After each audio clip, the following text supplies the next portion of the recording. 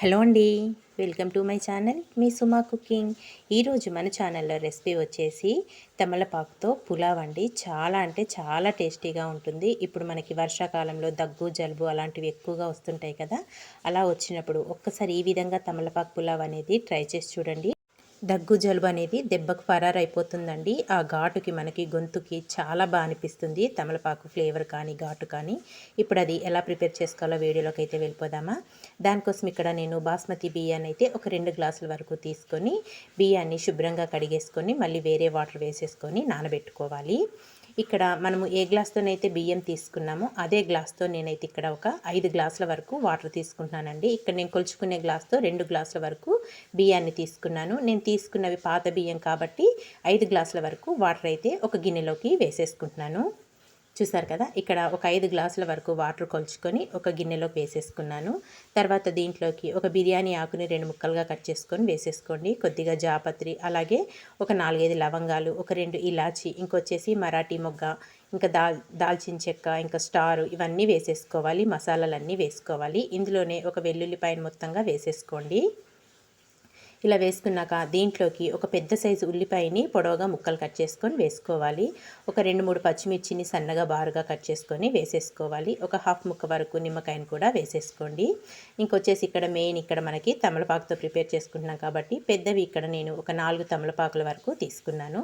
ఇలా తీసుకున్న తమలపాకుల్ని శుభ్రంగా కడిగేసుకొని చిన్న చిన్న ముక్కలుగా కట్ చేసుకొని ఇదే వాటర్లో వేసేసుకోవాలండి.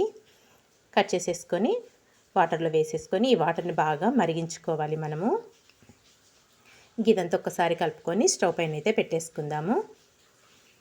మూత పెట్టేసుకొని స్టవ్ పైన పెట్టేసుకొని వాటర్ని బాగా మరిగించుకుందాము.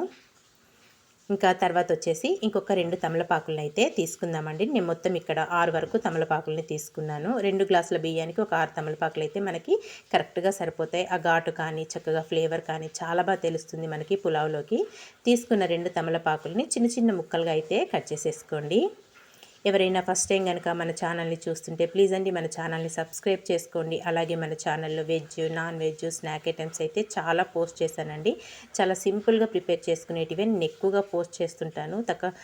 తక్కువ టైంలో ప్రిపేర్ చేసేసుకోవచ్చండి. వీలైతే అవి కూడా చూడటానికి ట్రై చేయండి. ఇక్కడ తీసుకున్న 2 తమలపాకులని ఇలా చిన్న చిన్న ముక్కలుగా కట్ చేసుకొని ఒక ప్లేట్లోకి పెట్టేసుకుందాము. ఈ లోపలైతే మనం స్టవ్ పైన వాటర్ పెట్టుకున్నాం కదా, చక్కగా ఈ వాటర్ అన్నీ మరిగిపోయినాయి. ఇంక ఇప్పుడు స్టవ్ ఆఫ్ చేసుకొని వీటిని వడగట్టేసుకోవాలి.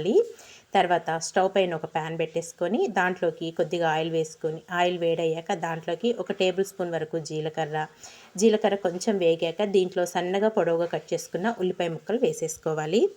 ఉల్లిపాయ ముక్కలు కూడా వేసేసుకొని ఇవన్నింటినీ కొంచెం దోరగా ఫ్రై చేసుకోవాలి కలుపుకుంటూ. చూసారు కదా, ఇక్కడ నేనైతే వాటర్ని అయితే మొత్తం ఒక గిన్నెలోకి వడగట్టేసుకున్నానండి. మనకి ఈ వాటర్తోనే మనం పులావ్ అనేది ప్రిపేర్ చేసేసుకుంటాము. ఇంకా వడగట్టుకున్న వాటర్ని పక్కన పెట్టేసుకొని ఉల్లిపాయలను అయితే ఒక్కసారి కలుపుకుందాము. ఉల్లిపాయలు కొంచెం ఇలా కలర్ మారేదాకా వేగాక దీంట్లోకి ఒక 2 పచ్చిమిర్చిని సన్నగా బారుగా కట్ చేసుకొని వేసేసుకోండి. ఒక పెద్ద సైజు టమాటాని కూడా సన్నగా పొడవుగా కట్ చేసుకొని వేసేసుకొని మళ్ళీ ఇదంతా కలుపుకొని టమాటా ముక్కలు కొంచెం సాఫ్ట్గా మగ్గించేసుకోవాలి. చాలా అంటే చాలా టేస్టీగా ఉంటుందండి. నిజంగా దగ్గు జలుబు చేసినప్పుడు నోటికి మనకి ఏమీ తినాలనిపించదు కదా, అలాంటప్పుడు ఇలా ఒక్కసారి తమలపాకు పులావ్ అనేది ట్రై చేయండి. ఘాటుగా చాలా బాగా అనిపిస్తుంది. ఇంకా టమాటా ముక్కలు కొంచెం సాఫ్ట్గా మగ్గిపోయాక ఒక టేబుల్ స్పూన్ వరకు అల్లం వెల్లుల్లి పేస్ట్ వేసుకొని అల్లం వెల్లుల్లి పేస్ట్ పచ్చివాసన పోయేదాకా ఫ్రై చేసుకోవాలి. ఇక్కడ అల్లం వెల్లుల్లి పేస్ట్ అనేది పచ్చివాసన పోయేదాకా ఫ్రై అయిపోయాక దీంట్లోకి మనం ముందుగా కట్ చేసి పెట్టుకున్నాం కదా తమలపాకుని ముక్కలుగా, ఆ తమలపాకు ముక్కలన్నీ వేసేసుకోవాలి. ఇలా వేసేసుకున్నాక ఒక నిమిషం పాటు ఆయిల్లో తమలపాకు ముక్కలన్నీ ఫ్రై చేసేసుకోవాలి. చాలా అంటే చాలా టేస్టీగా ఉంటుందండి మనకి ఈ పులావ్ అనేది. ఒక టేబుల్ స్పూన్ వరకు గరం మసాలా కూడా వేసేసుకొని ఇందులోకి సన్నగా కట్ చేసుకున్న కొత్తిమీర కూడా వేసుకొని మళ్ళీ ఇదంతా ఒక్కసారి బాగా మిక్స్ చేసేసుకుందాము. పిల్లలు మనకి తీసి పారేయడానికి కూడా లవంగాలు, దాల్చిన చెక్క ఇవన్నీ వడగట్టేసుకున్నాం కదా, వాటి రసం అంతా ఆ వాటర్లోకి దిగి మనకి పులావ్ అనేది చాలా టేస్టీగా ఉంటుందండి. ఇక్కడ మనం వేసుకున్న తాలింపు అంతా ఫ్రై అయిపోయాక దీంట్లోకి మనం ముందుగా మరిగించుకున్న వాటర్ని వడగట్టేసుకున్నాం కదా, ఆ వాటర్ని మొత్తం వేసేసుకోవాలి. ఇలా వేసుకున్నాక దీంట్లోకి రుచికి సరిపడినంత సాల్ట్ వేసేసుకొని మళ్ళీ ఒక 2 నిమిషాల పాటు వాటర్ని మరిగించుకుందామండి. మనం బియ్యం కూడా ఆల్రెడీ నానబెట్టుకున్నాం కదా, బియ్యము మనకు ఒక అరగంట బాస్మతి బియ్యం నానితే మనకి పొడి పొడిగా వస్తుంది పులావ్ అనేది. ఒక్క మరుగు రావాలి వాటర్ అన్నిటి. చూసారు కదా, ఇలా మరుగు వచ్చాక ఇందులోకి మనం ముందుగా నానబెట్టుకున్న బాస్మతి బియ్యాన్ని మొత్తం వేసేసుకోవాలి.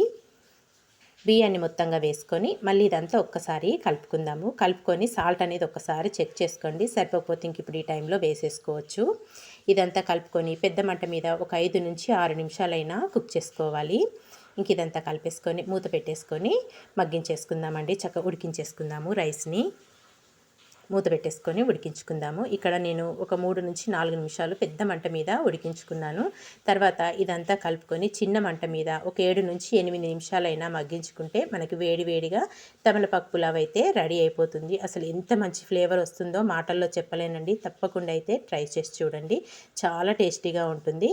ఇంకా చిన్న మంట మీద మూత పెట్టేసుకొని మగ్గించేసుకుందాము. పొడి పొడిగా వచ్చేస్తుంది. చూసారు కదా, ఇక్కడ మనకి వేడి వేడిగా తమలపాకు పులావ్ అయితే రెడీ అయిపోయింది. ఇంక ఇప్పుడు స్టవ్ ఆఫ్ చేసేసుకొని ఒక ప్లేట్లోకి అయితే సర్వ్ చేసేసుకుందాము. ఇంతే అండి, చాలా సింపుల్గా టేస్టీగా ఘాటుగా ఉండే తమలపాకుతోటి పులావ్ అయితే ప్రిపేర్ చేసుకున్నాం కదా. పైనుంచి సన్నగా కట్ చేసుకున్న తమలపాకు ముక్కల్ని గార్నిష్గా వేసేసుకొని వేడి వేడిగా తింటుంటే మటుకు చాలా బాగుంటుందండి. మరి ఈ తమలపాకు రెసిపీ అనేది మీకు నచ్చిందా? పులావ్ అనేది నచ్చితే మీరు కూడా తప్పకుండా ట్రై చేయండి. ట్రై చేశాక ఎలా వచ్చిందో కామెంట్ చేయండి ఫ్రెండ్స్.